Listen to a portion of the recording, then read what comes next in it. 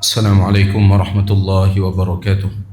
إن الحمد لله نحمده ونستعينه ونستغفره ونعوذ بالله من شرور أنفسنا ومن سيئات أعمالنا.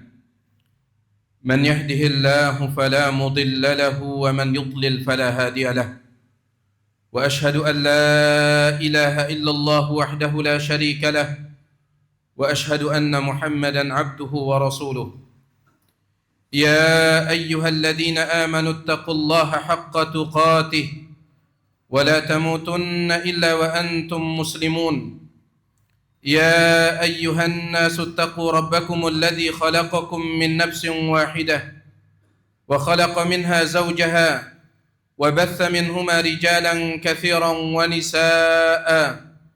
واتقوا الله الذي تساءلون به والأرحام إن الله كان عليكم رقيبا. يا أيها الذين آمنوا اتقوا الله وقولوا قولا سديدا يصلح لكم أعمالكم ويغفر لكم ذنوبكم ومن يطع الله ورسوله فقد فاز فوزا عظيما. أما بعد فإن أصدق الحديث كتاب الله وخير الهدي هدي محمد صلى الله عليه وسلم وشر الأمور محدثاتها فإن كل محدثة بدعة وكل بدعة ضلالة وكل ضلالة في النار. معاشر المسlimin rahimani wa rahimakumullah. Sesungguhnya di dalam kehidupan ini Allah Subhanahu wa taala sebenarnya telah menjadikan banyak hal untuk dijadikan sebagai media-media pembelajaran. Tetapi media-media tersebut tidak bisa dimanfaatkan sebagai sumber pembelajaran kecuali hanya oleh orang-orang yang berakal. Allah Subhanahu wa taala berfirman, "Wa ma yadhakkaru illa ulul albab." Dan tidak ada yang bisa mengambil pelajaran kecuali orang-orang yang memiliki akal. Ma'asyiral muslimin rahimani wa rahimakumullah, di antara sumber pembelajaran yang telah Allah Subhanahu wa taala letakkan dalam kehidupan ini adalah anak-anak kecil yang berada di sekitar kita. Al-Imam Jalaluddin As-Suyuti rahimahullahu taala menyebutkan di dalam kitab beliau Husnul Muhadarah fi Tarikh Misr wal Qahirah, dia mengatakan, "Inna fis sigari khamsa khisalin law kanat fil kibari ma'a rabbihim lakanu awliya."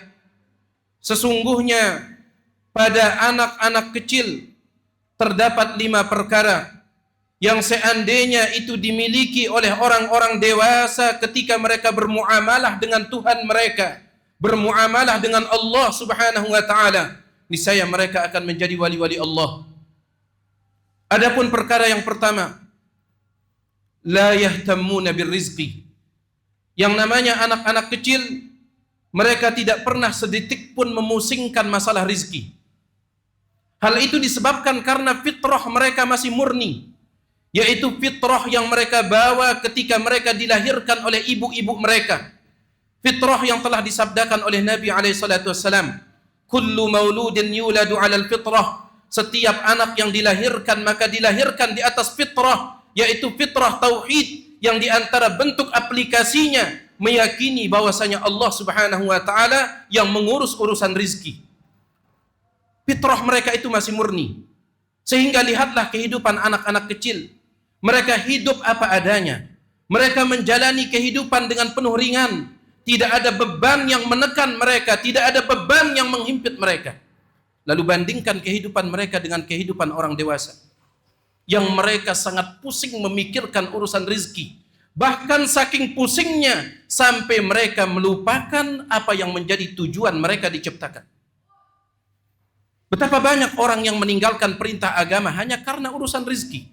Betapa banyak orang sebaliknya melanggar larangan agama juga hanya karena urusan rizki. Orang tidak sholat alasannya karena mencari rizki. Orang melakukan riba alasannya karena rizki. Inilah kita orang-orang dewasa. Bukan karena sebelumnya kita tidak punya pengetahuan bahwasanya rizki itu telah diatur oleh Allah Subhanahu wa taala. Bukan karena itu sebabnya. Tetapi pengetahuan itu sudah mulai pudar, sudah mulai buram akibat bisikan-bisikan syaitan. Allah Subhanahu wa taala berfirman, "Asy-syaitanu ya'idukumul faqra wa ya'murukum bil fahsya." Syaitan terus menakut-nakuti kalian dengan kemiskinan, kemudian ujung-ujungnya menyuruh kalian melakukan kemaksiatan. Orang kalau sudah takut miskin, maka semua cara dia akan halalkan. Semua hal dia akan lakukan kalau dia sudah takut miskin. Oleh karena itu tidak boleh seseorang itu takut miskin. Seseorang dia punya Tuhan, seorang mukmin dia meyakini dia punya Tuhan yang maha kaya. Pernah dilaporkan kepada salah seorang ulama yang bernama Buhlul bin Rashid rahimahullahu taala. Dilaporkan kepadanya bahwasanya harga barang semuanya melambung tinggi, yang ini naik, yang itu naik, semuanya mahal. Maka Al-Imam Buhlul bin Rashid rahimahullah mengatakan, la ubali walau anna hittata sya'irin atau hintata sya'irin bidinarin. Aku tidak akan pernah peduli. Seandainya satu biji gandum harganya 1 dinar, aku tidak akan peduli. Alayya an a'budallaha kama amarani. Tugasku adalah beribadah kepada Allah sebagaimana yang Allah perintahkan. Wa alaihi an yarzuqani kama wa'adani. Dan urusan rizkiku Allah yang menanggungnya sebagaimana yang ia janjikan. Ini dia perkara yang pertama yang ada pada anak kecil. Mereka tidak pernah memusingkan urusan rizki. Perkara yang kedua, kata Al-Imam Jalaluddin As-Suyuti rahimahullah, wala yashkuna min khaliqihim idza maridu. Yang namanya anak kecil, ketika mereka sakit, mereka tidak pernah menyalahkan pencipta mereka. Ketika mereka sakit, separah apapun sakit mereka, tidak pernah ada ceritanya anak kecil menyalahkan Allah Subhanahu wa taala. Tidak pernah. Ujung-ujungnya palingan mereka hanya menangis, ujung-ujungnya mereka hanya merengek. Tetapi menyalahkan Allah Subhanahu wa taala hanya karena penyakit dan ujian yang Allah berikan kepada mereka, belum ada ceritanya anak kecil melakukan itu. Bandingkan itu dengan kita orang dewasa. Ketika Allah Subhanahu wa taala memberikan ujian yang itu sedikit jika dibandingkan dengan nikmat yang telah Allah berikan, betapa banyak orang yang kita salahkan, dan yang paling parah kita menyalahkan Allah Subhanahu wa taala. Padahal kalau kita ingin insaf, apapun ujian yang Allah turunkan itu disebabkan karena dosa. Wa ma asabakum min musibatin fabima kasabat aydikum wa ya'fu an katsir. Allah Subhanahu wa taala mengatakan, apapun musibah yang menimpa kalian maka disebabkan oleh ulah tangan kalian, itu pun setelah Allah mengampunkan dan memaafkan banyak dari kesalahan kalian. Al-Imam Al-Hasan Al-Basri rahimahullah dinukilkan oleh Al-Imam Ahmad dalam kitabnya Az-Zuhud. Al-Imam Al-Hasan Al-Basri rahimahullah berkata, inna rajula kana idza yushaku bisyaukati. Dahulu seorang laki-laki di kalangan para sahabat, apabila kakinya tertusuk oleh duri, yaqul, dia mengatakan, inni la a'lamu annaki bidzambin. Sesungguhnya aku mengetahui wahai duri, engkau menusuk kakiku karena dosaku. Wa ma zalamani rabbi azza wa jal. Dan Tuhanku azza wa jalla tidak akan pernah menzalimiku. Ini sifat yang kedua yang ada pada anak kecil. Mereka tidak pernah menyalahkan siapapun ketika mereka sakit. Apalagi akan menyalahkan Allah sang pencipta. Kemudian sifat yang ketiga, wa ya'kuluna at-ta'ama mujtami'in. Yang namanya anak-anak kecil, kalau mereka makan biasanya mereka makan bareng-bareng. Lihatlah, terkadang satu permen mereka hisap bertiga. Satu coklat mereka potong menjadi 5, kemudian mereka bagi-bagikan. Dan itulah rahasia kebahagiaan mereka. Mengapa anak kecil mudah sekali tersenyum? Mengapa anak kecil mudah sekali tertawa? Kenapa? Karena mereka berbagi dengan sesama. Para ulama mengatakan, as'adun nasi man as'adan nasa. Orang yang paling bahagia adalah orang yang suka membahagiakan orang lain. Al-jaza' min jinsil amal. Balasan sesuai dengan amal perbuatan. Anda membuat orang lain bahagia, Anda dijadikan bahagia oleh Allah Subhanahu wa taala. Datangi orang miskin, berikan mereka makan. Datangi orang yang butuh bantuan, mereka bantuan. Anda akan rasakan kebahagiaan di dalam hati Anda. Namun sayangnya kita orang dewasa mulai didatangi oleh sifat pelit dengan berbagai macam alasan. Urusan ini, urusan itu, tanggungan ini, tanggungan itu. Akhirnya sulit kita membantu orang lain, sehingga sulit pun kita mendapatkan kebahagiaan. Kemudian sifat yang keempat, kata Imam Jalaluddin As-Suyuti rahimahullah, yang bisa kita ambil pelajaran dari anak kecil. Wa idza takhasamu lam yatahaqadu wa tasara'u ila sulhi. Yang namanya anak kecil, kalau mereka bertengkar, lam yatahaqadu, mereka tidak pernah menyimpan dendam. wa tasara'u ila sulhi, dan justru sebaliknya mereka segera berdamai. Lihatlah anak-anak kita. Terkadang dia dengan temannya di pagi hari baku pukul, saling tendang, saling hantam dengan temannya. Namun siang hari mereka sudah saling merangkul, tertawa bersama, duduk bersama, berbagi makanan bersama. Cepat mereka berdamai, tidak ada dendam di antara mereka. Bandingkan itu dengan kehidupan kita orang dewasa. Hanya karena urusan dunia kita tidak bertegur sapa lebih daripada 3 hari. Padahal Nabi SAW telah bersabda, la yahillu li muslimin an yahjura akhahu fawqa thalath. Tidak halal bagi seorang muslim tidak bertegur sapa dengan saudaranya sesama muslim hanya karena urusan dunia lebih dari 3 hari. Dalam riwayat Imam Abu Daud dengan sanad yang sahih, la yahillu li muslimin an yahjura akhahu fawqa thalath. Tidak halal bagi seorang muslim tidak bertegur sapa dengan saudaranya sesama muslim hanya karena urusan dunia lebih dari 3 hari. Faman hajara akhahu fawqa thalathin famata dakhalan nar. Barang siapa yang bertegur sapa dengan saudaranya sesama muslim karena urusan dunia lebih dari 3 hari, lalu dia mati dalam keadaan seperti itu, dakhalan nar, dia masuk neraka. Dalam hadis yang lain riwayat Imam Abu Daud dengan sanad yang sahih, man hajara akhahu sanatan fahuwa kaman safaka damahu. Barang siapa yang tidak menegur sapa saudaranya karena urusan dunia sampai 1 tahun, maka dosanya sama seperti dia menumpahkan darah saudaranya. Aqulu qauli hadza wa astaghfirullah li wa lakum.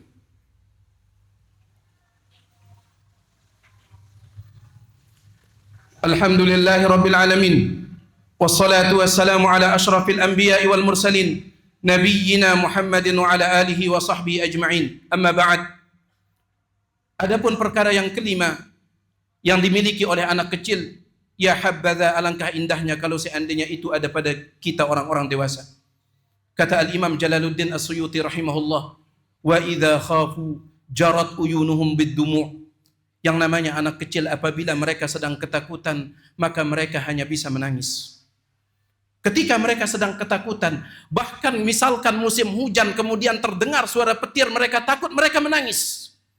Musim angin berkencang dengan kerasnya, mereka takut, mereka menangis. Setiap kali mereka takut, mereka menangis. Seandainya itu ada pada kita orang dewasa, ketika takut kepada Allah Subhanahu wa taala, lantas air mata kita menetes, alangkah indahnya air mata itu. Nabi SAW bersabda, laisa syai'un ahabba ila Allah min qatratain. Tidak ada sesuatu yang lebih Allah cintai daripada 2 tetesan. Qatratun min dumu'in min khasyatillah. Yang pertama adalah tetesan air mata yang jatuh karena rasa takut kepada Allah.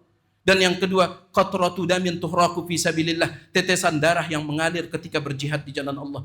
Hadis ini diriwayatkan oleh Imam Tirmidzi dengan sanad yang hasan.